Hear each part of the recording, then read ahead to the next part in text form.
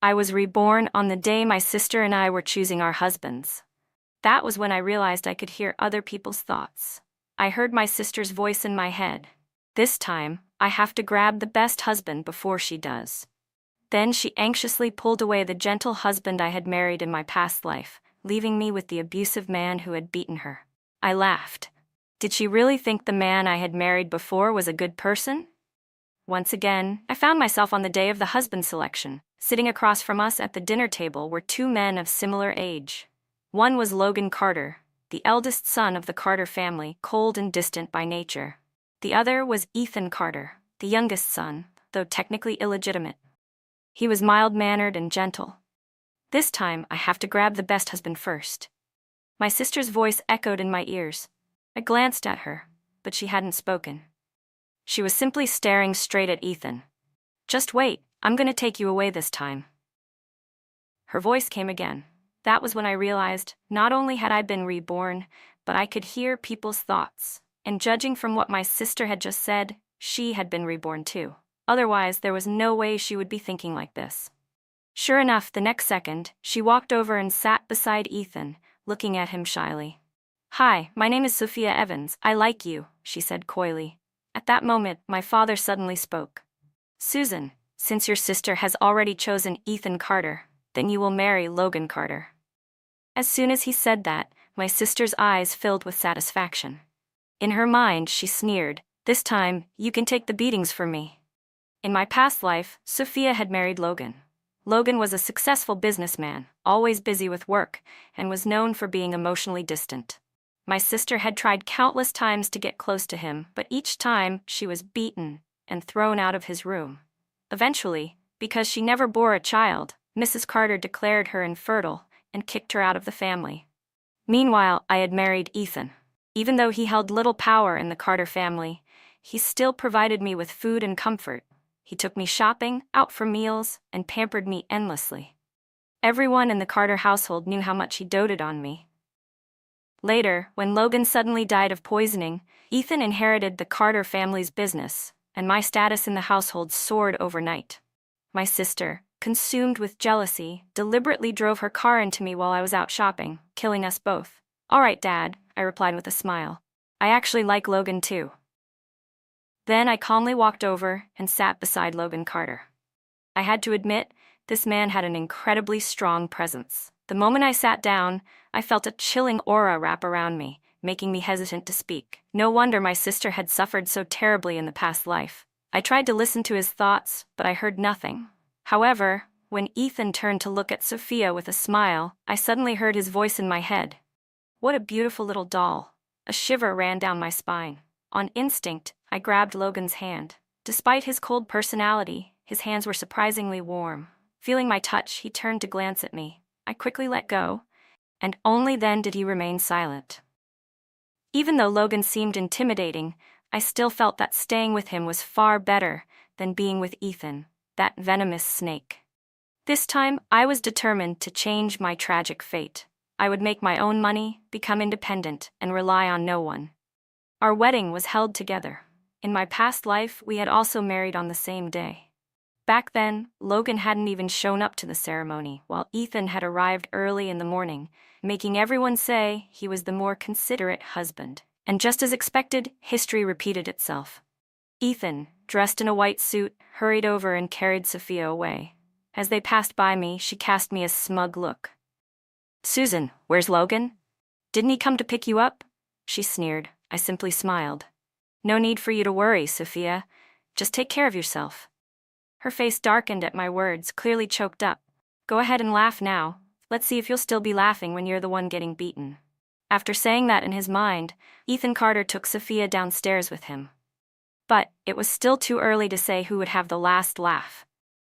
Just like in my past life, Logan Carter did not attend the wedding, leaving both my sister and me to endure endless gossip and judgmental stares.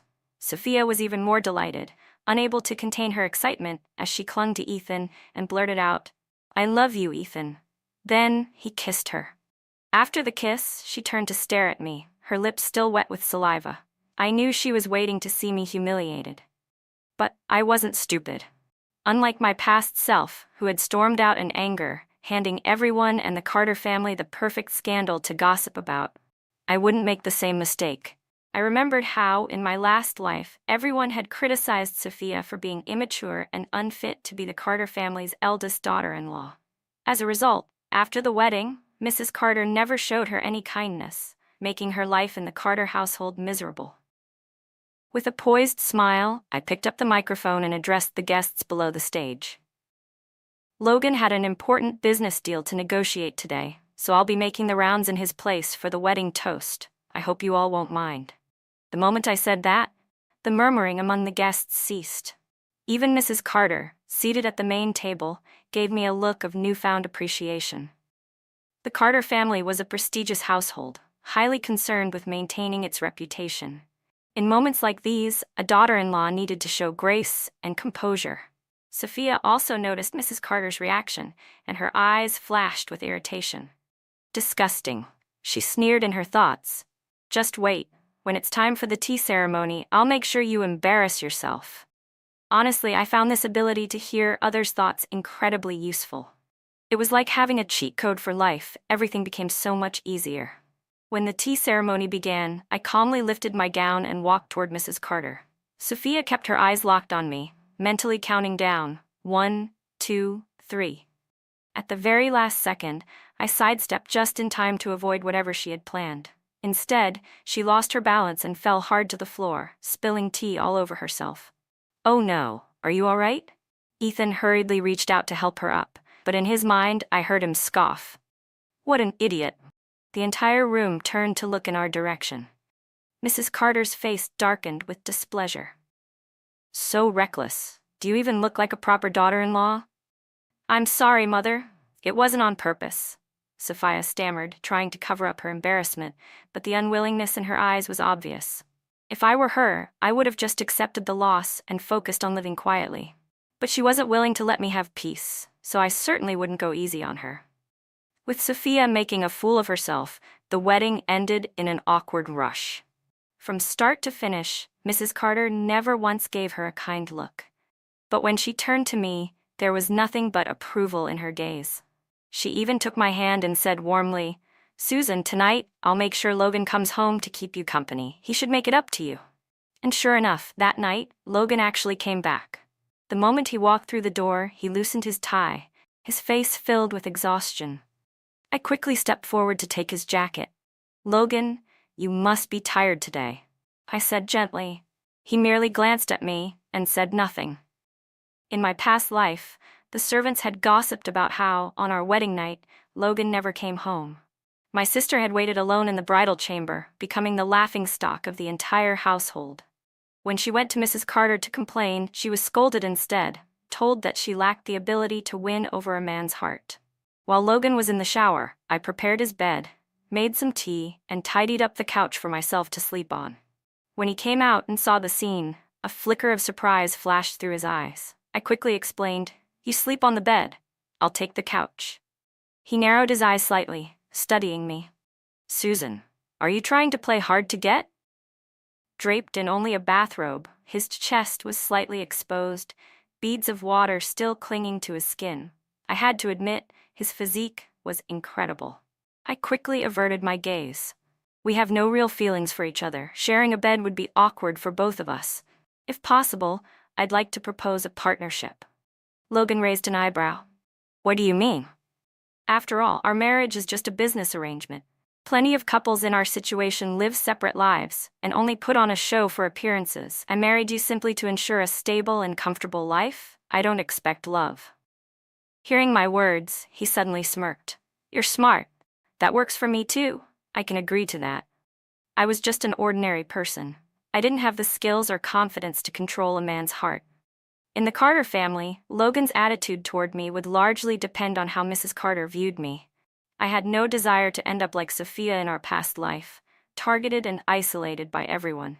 That would bring me no benefits. Besides, in my past life, Logan had been physically abusive toward Sophia. I had no intention of provoking him and ending up in the same situation. Peaceful coexistence was the best option.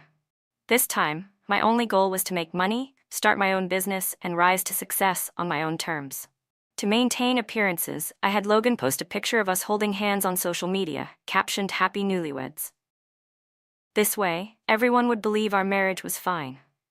As I scrolled through his profile, I noticed how empty it was. Aside from this new post, there was nothing else. Someone like him must have a dull life. That night, Logan really did take the bed while I slept on the couch. He had no concept of chivalry whatsoever, but I should be grateful. At least he didn't force me into anything. The next morning, I was woken up by the sound of Logan working out. He was doing push-ups while listening to music. I had heard that emotionally cold men were usually frail, but his 8-pack abs and toned calf muscles were proof of his incredible strength, far superior to Ethan's physique. "Stop staring. I'm not interested in you," Logan suddenly said, getting up from the floor. He put on his shirt and added, "Get ready. Let's go eat breakfast." I knew what he was really saying. He wanted people to see us together, to make it look like we were in love. Honestly, he seemed reasonable. I still couldn't understand why he had abused Sophia in our past life. After getting dressed, I left the house with Logan. The moment we stepped outside, I saw Sophia and Ethan walking toward us, holding hands. Sophia wore a strapless dress, her collarbone and shoulders covered in hickeys, which she deliberately showed off as she leaned closer. Her face radiated pride as she scanned me from head to toe. "She's completely covered up. She must have been beaten last night and is trying to hide the bruises." Her inner voice echoed in my mind, followed by a smug smile. "Susan, how was your wedding night?" she asked, her voice laced with mockery. Today I was wearing an elegant long-sleeved kyongsam. Sophia must have forgotten that Mrs. Carter despised revealing outfits and excessive makeup. But I wasn't about to remind her. I simply smiled. "Sophia, based on seniority in the Carter family, you should be addressing me as sister-in-law, not sister." Her face darkened. She clenched her teeth, unwilling to accept it. "Even Logan never calls you that. What right do you have to demand it from me?" Then, she turned to Logan. "Logan, say something." I could feel the air around Logan growing colder. In his mind, Ethan cursed, "Damn idiot. Just wait until tonight, I'll teach you a lesson." He tugged on Sophia's hand, silently signaling her to stop talking, but she was completely oblivious to the danger she had just put herself in. "Tell me, Ethan," Logan said calmly, "what is the first rule of the Carter family?" Ethan instantly lowered his head. "I'm sorry, Logan. I'll handle it right away." The next second, smack, Ethan slapped Sophia hard across the face. "Show proper respect. Greet your brother and sister-in-law properly," he ordered. Sophia's face turned red from the slap. She was absolutely livid, but she knew Logan wasn't someone she could defy. Begrudgingly, she muttered through gritted teeth, "Good morning, brother. Good morning, sister-in-law." As soon as she said it, Ethan dragged her away. I remembered that the first rule of the Carter family was that no one was allowed to disrespect the heir or his wife. Addressing them improperly resulted in 30 lashes. And Logan was the rightful heir of the Carter family. I remembered that in my past life, in order to survive, I had memorized all the Carter family rules. Back then, after Sophia married Logan, she constantly bullied me. But because I knew this rule, I never dared to show her disrespect. I had assumed Sophia also knew the family rules, but clearly she hadn't remembered them. That was why she thought she could still bully me in this life. By the time we arrived at the dining hall, Sophia had already received her punishment. Her face was pale, and she kept her head down, not daring to sit for the moment. Under the table, I caught a glimpse of Ethan pricking her hand with a needle repeatedly. "You worthless woman. It's all your fault that I had to endure this humiliation," he cursed in his mind, pressing harder each time. In my past life, it wasn't long after I married him that he started abusing me. He never allowed me to speak about it, and I had no way to escape. I suffered immensely because of him. That was why, in this life, I would rather be with Logan than ever end up with Ethan again. "Sophia, this time you chose your own husband. Don't blame me." Mrs. Carter arrived, and we all stood up to greet her. She leaned on her cane and was about to let us take our seats when her gaze froze on Sophia. Sophia hadn't changed out of her dress. She was still wearing that strapless gown. Sensing Mrs. Carter's disapproval, she immediately forced a smile, pretending to be embarrassed. "Mom, it was all Ethan's doing. He said he liked how I looked when carrying his child." The moment those words left her mouth, Mrs. Carter's face darkened with fury. She raised her cane and struck Sophia on the back. Shameless. What you do as a couple is your own business, but you are not to speak of such things in public. And don't ever dress so indecently again, you're humiliating the family. In my past life, even a maid had been dismissed just for wearing shorts. That was why I had always been careful. I only managed to survive in the Carter household because I lived cautiously. But Sophia always assumed that my good life was because I had married the right man. She completely misunderstood.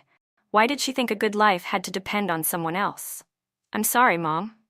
I didn't know, Sophia whimpered. Sweat beaded on her forehead from the pain. Ethan quickly chimed in, pretending to take responsibility. Mom, it's my fault, I forgot to remind her. Although he sounded remorseful, I could hear his inner thoughts. Serves you right. Watching you get beaten is the best entertainment. Disgusting. What a psychopath.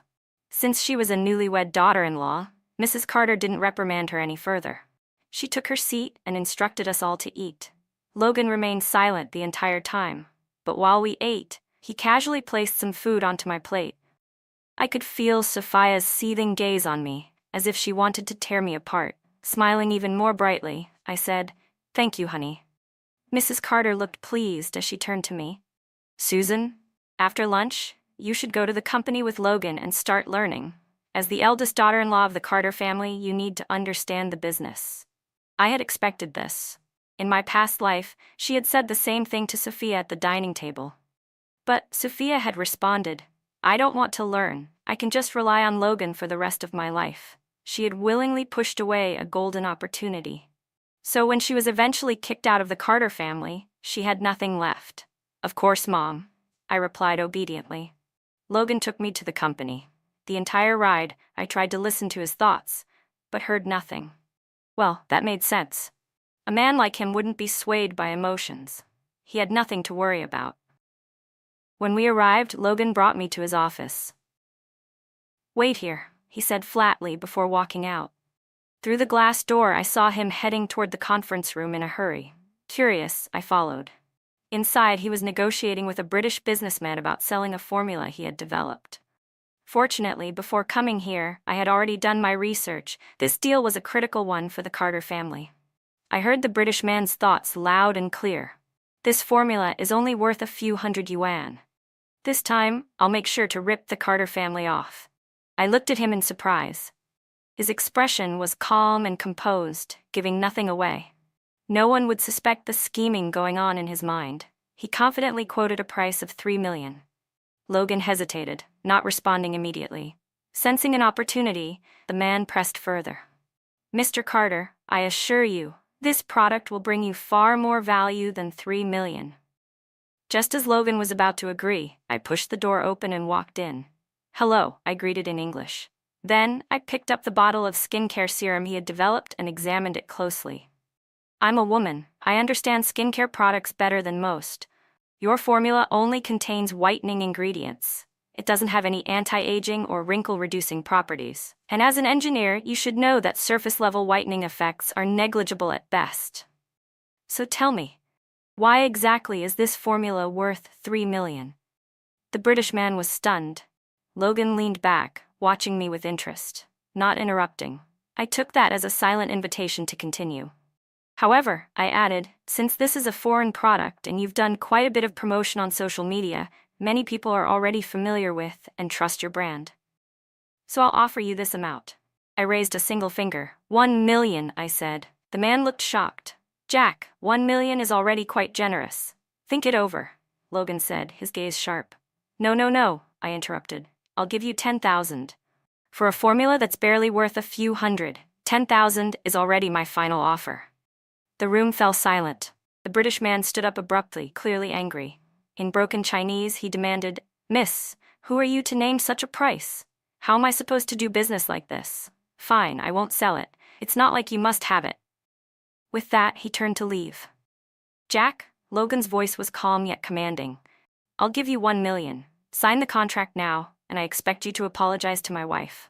Jack froze mid-step. His eyes lit up with excitement as he immediately turned around. I was completely baffled by Logan's decision and tried to stop him, but he shook his head slightly, signaling me to stay quiet. I had no choice but to hold back. "Mr. Carter, you're a real businessman," Jack said with a pleased smile. Then he turned to me. "I apologize, Mrs. Carter. I didn't realize you were Mr. Carter's wife." After that, Logan took Jack to sign the contract. When it was all over, I still couldn't understand. "That formula was only worth a few $100. Why did you pay him $1 million?" I asked. Logan took a sip of coffee and spoke in an unhurried tone. "You have a good business instinct, but you don't fully understand the market yet. Jack's formula itself is worthless. I knew that from the start. What I wanted was the brand he built. Although it's not well known yet, he's already established a strong reputation among young women. With just a little more promotion, I can easily make back that $1 million. Suddenly, it all clicked. So that's why Jack had been so confident. He knew his brand had value. Coming here was definitely the right choice. I was learning things I never would have in my past life. But I was still curious. "How did you know the formula was only worth a few $100?" Logan fixed his sharp gaze on me. I forced an awkward smile. "I guessed." He didn't question me further, but I took this opportunity to make a request. "I want to run one of your branch companies." In my past life, Ethan had no status in the Carter family and couldn't give me anything. I had always wanted to start my own business, to be my own boss. That way, I wouldn't have to rely on anyone. Once I made enough money, I could leave. Logan studied me for a moment before smirking. "You're pretty ambitious. You're not planning to take the company, make a fortune, and then disappear, are you?" His piercing gaze made me feel exposed, as if he could see right through me. Damn it. How was he better at reading people than I was? For the first time, I felt inferior. I had a literal superpower, yet he still outmatched me. This must be what true talent looked like. "Of course not," I said with a smile. "I just want to find something to do," I said. Logan took a sip of his coffee and nodded. "Fine, but you need to learn from me first before I let you take charge." For the next few days I followed Logan to the company and learned a lot, not just about business but also about how to navigate relationships and social situations. Surprisingly, one day he took the initiative to invite me out for dinner. And not just anywhere, it was the most luxurious Western restaurant in town. I didn't expect to run into Sophia and Ethan there. Sophia had been cutting his steak for him, but the moment she saw Logan and me walk in, she immediately put down her knife and fork, looking startled. "Susan, you're here too?" She quickly realized her mistake and corrected herself. "I mean, brother, sister-in-law, you're here for dinner as well?" The next second, I heard her inner thoughts. What the hell? Of all times, why did I have to run into her now? I can't lose face. "Yes," I said with a smile. "Logan and I came to have dinner together." As I spoke, I took the initiative to loop my arm through Logan's. He didn't resist. Ethan quickly stepped forward and greeted us. Brother, sister-in-law. Logan didn't acknowledge them. Instead, he pulled me toward a table and sat us down. I caught the furious look in Sophia's eyes as she watched us. She was probably wondering why Logan hadn't hit me yet. Why had he even taken me out to dinner? When I went to the restroom, Sophia was waiting for me outside. Her expression was murderous, just like the look she had when she drove into me in my past life. "You must be getting beaten up behind closed doors," she sneered. "Stop pretending. Just looking at you makes me sick." Hearing her words, I chuckled softly. Then, my eyes landed on the needle marks on her arm. "Oh my, Sophia," I said with mock concern. "What happened to your arm? So many needle marks." Her eyes flashed with panic as she quickly covered her arm, glaring at me. "None of your business. It's just something fun between Ethan and me." Then she smirked, leaning in. "Not that you'd understand. Logan probably hasn't even touched you, has he? Unlike Ethan, he wants me all night long. I'm exhausted." She was clearly miserable but still trying to act superior. I was curious how long she could keep up this facade. "That's wonderful," I said with a bright smile. "I wish you both a lifetime of happiness." I turned to leave, but she suddenly grabbed a fistful of my hair and yanked hard. Are you mocking me?" she snarled. I frowned. She was just as insane as she had been in my past life. I struggled to break free, but before I could, Logan appeared out of nowhere. Without hesitation, he kicked her away. "Disrespecting your sister-in-law," he said coldly, towering over her. "Do you know what the punishment for that is?" I remembered, the punishment was being locked in the underground cell. I had been sent there once before because of Sophia. That place was filled with countless rats, cockroaches, and snakes. She knew exactly what fate awaited her. Her face turned deathly pale. "Brother, I didn't mean to. Please don't do this." But Logan was never one to be soft-hearted. Once he made a decision, he never changed his mind. He ordered Ethan to take her away. I heard Ethan curse in his thoughts. "Hope she dies in there. Less trouble for me." Logan took me back to our bedroom and checked my head. "Are you okay?" "I'm fine," I said, brushing his hand away. "She just pulled my hair a little." I straightened my clothes and fixed my hair before glancing at him. "But why did you suddenly come to the restroom?" His dark eyes met mine. "You were gone for a while. I was about to ask why you got into an argument with her again." I hesitated. I couldn't exactly tell him that Sophia had been reborn and was deliberately targeting me. So I simply said, "She told me that she and Ethan are intimate every night and that they're very happy, unlike you, who won't even touch me. That's why we argued." Hearing my words, Logan's eyes darkened slightly. "So, are you hinting at something?" I immediately realized he had misunderstood me.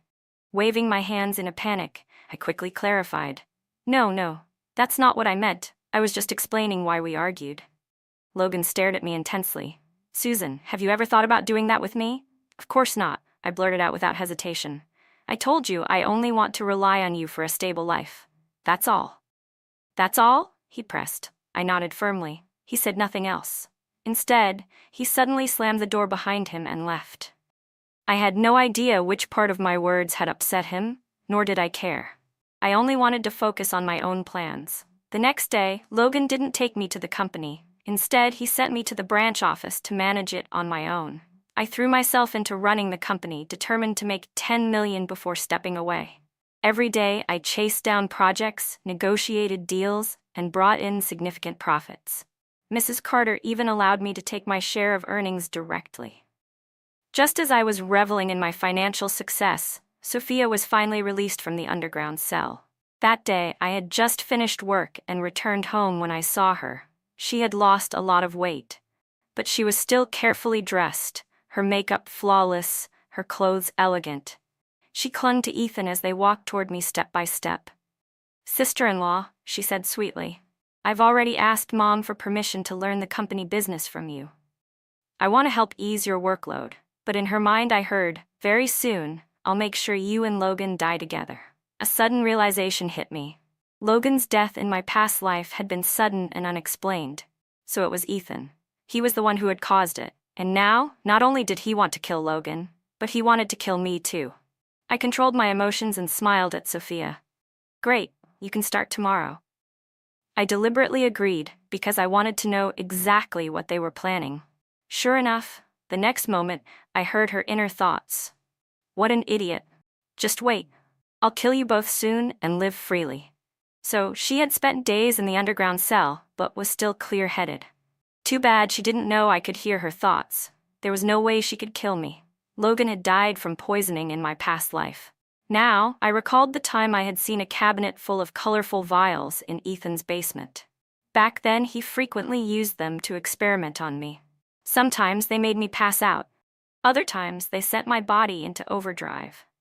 Thinking about it now, those were probably his poison samples. I brought Sophia to the company and made her start as an intern. She had learned to hide her emotions now, agreeing to everything I said without hesitation. I knew exactly why. She was meticulously plotting a murder. Ethan wanted Logan and me dead. But Sophia, she wanted Ethan dead too. That was something I could use to my advantage. It didn't take long before I set my plan in motion. Behind Logan's back, I went to find Ethan. I knew him well. He liked obedient women. That was how I had survived by his side for so long in my past life. So this time, I deliberately dressed provocatively and looked at him with feigned admiration. "Ethan, I like you." His interest was immediately piqued. "Sister-in-law, aren't you afraid my brother will kill you?" I bit my lip, pretending to be shy. "I've always wanted to be with you." Then I lowered my voice and added, "And I have something important to tell you." He leaned in, intrigued. "Sophia wants to poison you," I whispered. "Yesterday at the company, I overheard her talking to a man about it." Ethan's face darkened instantly. fury burning in his eyes. Are you serious? Of course, I nodded. She said you always hit her, so she's going to kill you. She wants to rise to power on her own. Because of my past life memories, I knew exactly how to manipulate him. Hearing my words, Ethan believed me completely. His deepest, darkest secrets, his violent nature, his cruelty were known only to Sophia and himself. No one else could possibly know. That bee, he spat. I'll make her pay. Then he turned to me with a sly grin. Sister-in-law, just wait. Once I get rid of both Logan and her, you'll be my wife. After saying that, Ethan left. Ha, does he really think I'm that stupid? There was no way I would follow him. Without wasting any time, I went straight to Logan. His life didn't directly affect me, but in this life, he had helped me. He had given me opportunities to earn money and had even taken the time to share business strategies with me. When I entered his office and told him everything, he looked surprised. Do you have any proof that Ethan wants to kill me? I pulled out a voice recorder and played back our conversation. The first part was me deliberately seducing Ethan to gain his trust. Even I cringed at how flirtatious I sounded, so I quickly explained I was just pretending to gain his trust. Logan didn't respond, but his face darkened slightly. Sensing the change in his mood, I wisely shut my mouth. The next second, he suddenly pulled me into his arms. The scent of pinewood surrounded me, and I could hear his heart beating steadily against my ear.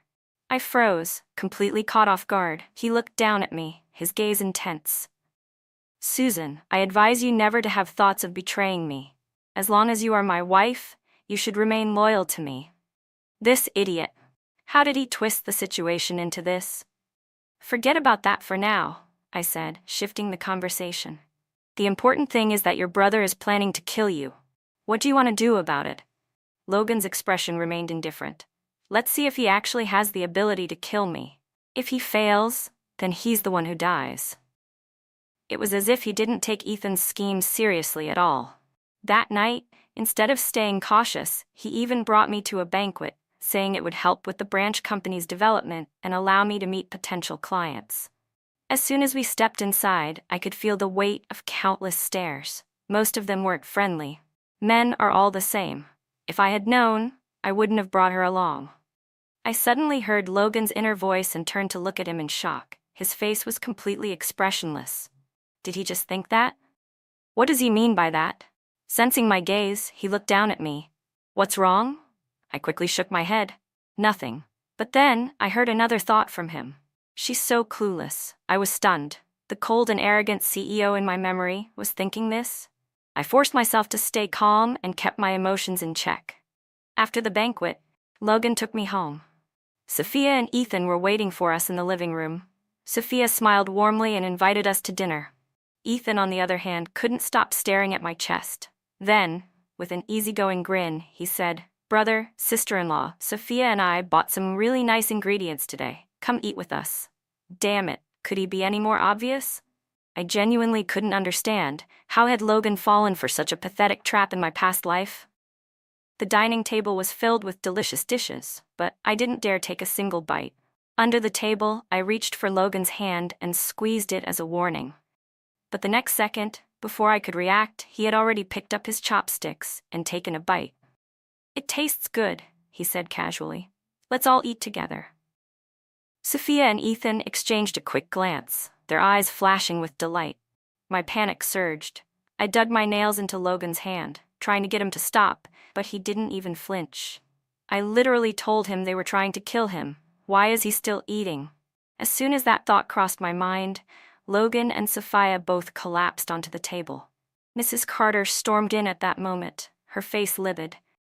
Guards, take these two filthy traitors to the underground cell. They are never to leave again. I barely had time to process what was happening before Logan turned his head toward me, his lips curving into a faint smirk. Susan, I'm not as foolish as you think, he said.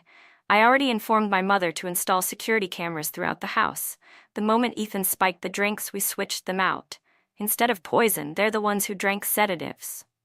Then, his voice lowered slightly. But you seemed really scared for me just now. You're not falling for me, are you? For some reason, my heart started racing at his words. I'm not, I said quickly. I was just afraid that if you died, I'd have no one to rely on. He let out a brilliant smile. Is that so? With Sophia and Ethan locked away in the underground cell, I finally breathed a sigh of relief. The two people I feared most were now out of the picture. I had also made enough money. Now, the only thing left was to bring up divorce with Logan. But I had been waiting for an opportunity, and Logan had been incredibly busy, barely coming home. I could only wait for the right time. That day, I heard from the servants that Ethan and Sophia had been repeatedly asking to see me. I decided to visit Sophia first. Her hair was a mess and she looked exhausted, but her eyes still burned with unwillingness. How did you know I was trying to kill you? How did you find out? The next second, her eyes widened in realization. I see. You came back too, didn't you? I smiled and looked at her. Sophia, you're only realizing that now? Her face twisted in fury as she lunged at the bars, gripping them tightly, as if she wanted to rip me apart. You little bee. You've been hiding so well. You knew Ethan was a psychopath all along, didn't you? You just stood by and watched me jump into the abyss. Susan, you're so cruel. I met her gaze, staring at a face that bore some resemblance to mine. She was my sister by blood, yet in my past life she had personally killed me. If I hadn't been able to hear thoughts in this life, I would have died all over again. You chose Ethan yourself. You also chose Logan. No matter who you pick, you're never satisfied. So you blame me. But have you ever thought that the real problem is you? I said coldly, you want to rely on men. I just want to rely on myself. That's the difference between us. But why do things always go smoothly for you, no matter who you're with? She screamed in frustration. You think my life is easy? I scoffed. I've been fighting for my survival every step of the way. I earned everything I have. But you've never put in any effort. You expect others to save you. That's why you deserve this outcome. With that, I turned and walked away. Behind me, Sophia screamed in rage. Just you wait. Next time, I won't lose to you. Next, I went to see Ethan. He was neatly folding a blanket. Some habits never changed. His obsessive-compulsive tendencies were still there. When he saw me, he actually chuckled. Susan, you're clever, he said. You're a great actress. You know, I actually believed you wanted to be with me. I was fully prepared to kill Sophia and Logan for you. But you gave me quite the surprise. You deserved it, I snapped, glaring at him. His face overlapped with the twisted image of him from my past life, the man who had tortured me. My anger burned even hotter. He took slow, deliberate steps toward me, his gaze sweeping over me from head to toe. If I wasn't locked up here, he murmured, I'd pin you down and inject you with something that would make you feel pure bliss. I couldn't listen anymore. Ethan, you're gonna rot in hell, I spat before turning and running out. Even after I left the underground cell, my breath was still unsteady. I couldn't shake the image of his deranged expression. But at least in this life, I had finally escaped him. That night, Logan came home drunk. The moment he stepped into the bedroom, he stumbled forward, crashing into me. We both fell to the floor. You're drunk, I muttered, trying to push him off. I'll go make you some sobering tea. But he didn't move. Instead, he started unbuttoning his shirt, his piercing eyes locking onto mine with intense possessiveness. I froze. In that instant, I realized he wasn't drunk at all. Logan, think carefully about what you're doing, I said, my voice firm. We're just partners. You are not allowed to touch me. He suddenly covered my mouth and whispered in my ear. No matter what, you are my wife, and I will touch you. I shoved him away. No, I want a divorce. You can't touch me. The room fell into complete silence. Logan's face darkened. He slowly released me, his expression unwritable. I knew it, he muttered. I knew you were planning to leave me. There was something about the way he said it. He sounded defeated. Susan, you're a heartless woman, he said. Have you already forgotten me? I frowned. What do you mean? His deep black eyes locked onto mine. Do you remember? Chase? His words pulled me back into childhood memories. I was still in elementary school back then. There was a boy with long hair who always wore a mask.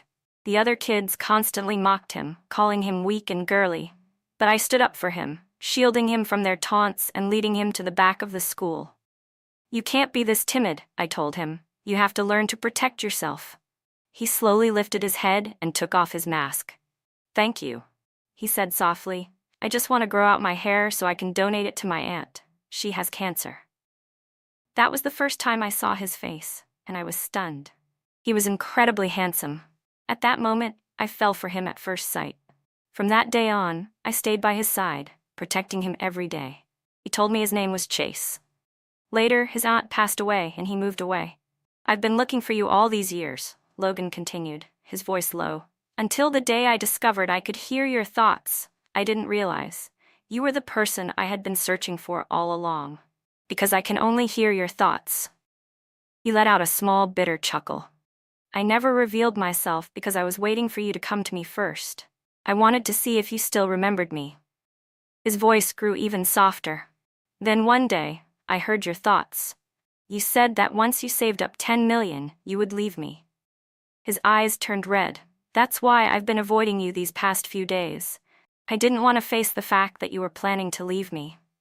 I was utterly shocked. I had never expected something so coincidental to exist in this world. Logan could also hear people's thoughts. And in that moment, I realized he had been testing me all along. So that's why you knew I could hear your thoughts? He murmured. You purposely thought those things to confirm it, didn't you? I lowered my gaze. I'm sorry? I never meant to use you. I was just afraid of being abandoned again. That's why I thought I should save up enough money and leave on my own terms. Do you still want to leave me now? He asked. I shook my head. Before, I had wanted to leave because I thought he didn't love me. I believed staying by his side would never bring me happiness, so I was better off relying on myself. But now I knew he was Chase. He had been waiting for me all this time, so I would stay. Suddenly, I understood why in my past life he had rejected Sophia so strongly. He had known that she wasn't me. That's why he never touched her. As that thought settled in, I felt the warmth of his lips press gently against my cheek. Stay with me forever, Susan, he whispered. My eyes welled up with tears. Yes, I choked out. Forever. Thank God I was given this second chance at life. Thank God I didn't miss the person I was meant to love.